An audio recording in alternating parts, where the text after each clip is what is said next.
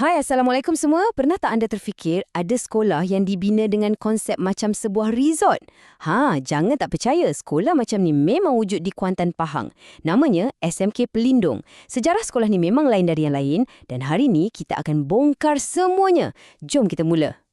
Ya, anda tak salah dengar. Sebuah sekolah yang direka macam pusat peranginan. Bunyinya macam impian kan? Pergi sekolah tapi rasa macam tengah bercuti. Tapi inilah konsep sebenar di sebalik pembinaan SMK Pelindung.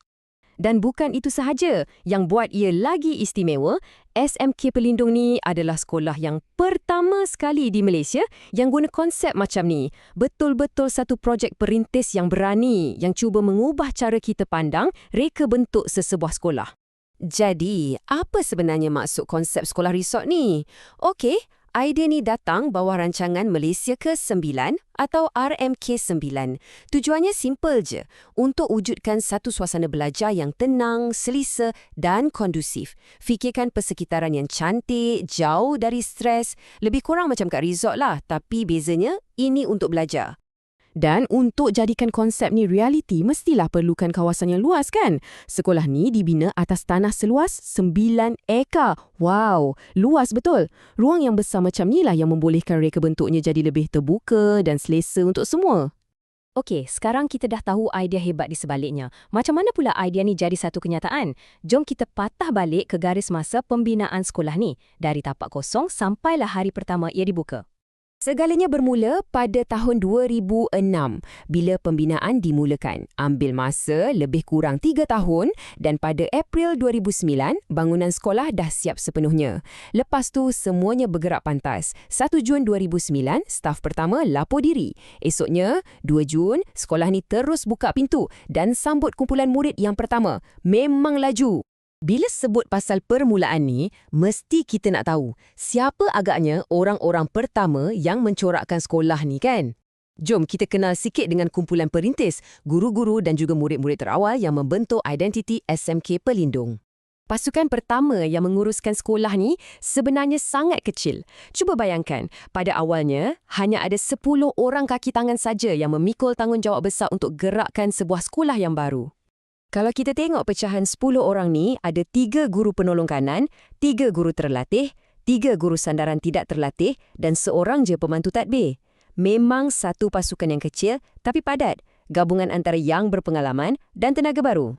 Dan dengan pasukan seramai 10 orang ni lah, mereka uruskan kemasukan seramai 113 orang murid perintis.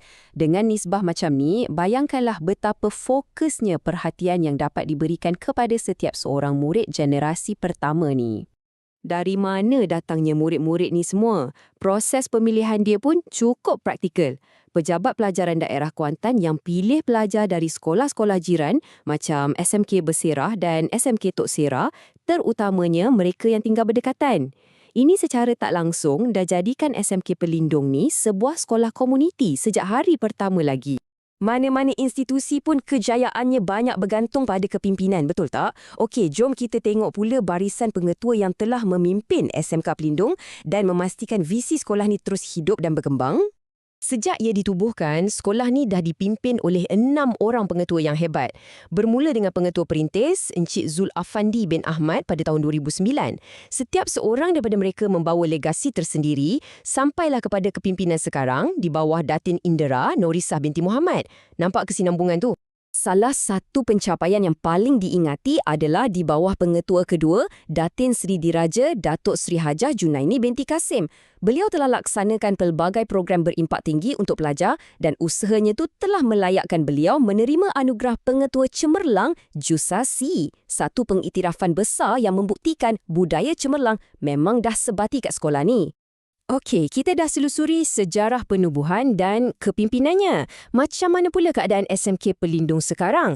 Jom kita tengok sejauh mana sekolah ni dah membesar dari permulaannya yang cukup sederhana dulu. Pertumbuhan dia memang luar biasa. Cuba kita bandingkan. Dulu murid ada 113 orang. Sekarang dah jadi 941 orang. Guru terlatih pula dari 6 orang dah melonjak 10 kali ganda jadi 60 orang. Dan dari hanya 4 buah kelas, sekarang dah ada 30. Memang satu transformasi yang sangat-sangat drastik. Jadi, inilah dia wajah komuniti SMK Pelindung hari ini. Diterajui oleh 941 orang murid, disokong kuat oleh 60 orang guru dan 12 orang staf sokongan. Satu ekosistem yang jauh lebih besar, lebih meriah dan lebih dinamik berbanding masa ia mula-mula dibuka dulu. Dari sebuah konsep yang berani kepada sebuah institusi yang disegani, perjalanan SMK Pelindung ini memang sangat mengagumkan. Jadi, persoalannya sekarang, selepas membina legasi yang kukuh selama lebih sedekat, apakah hala tuju, apakah fasa seterusnya bagi sekolah berkonsepkan resort yang unik ini?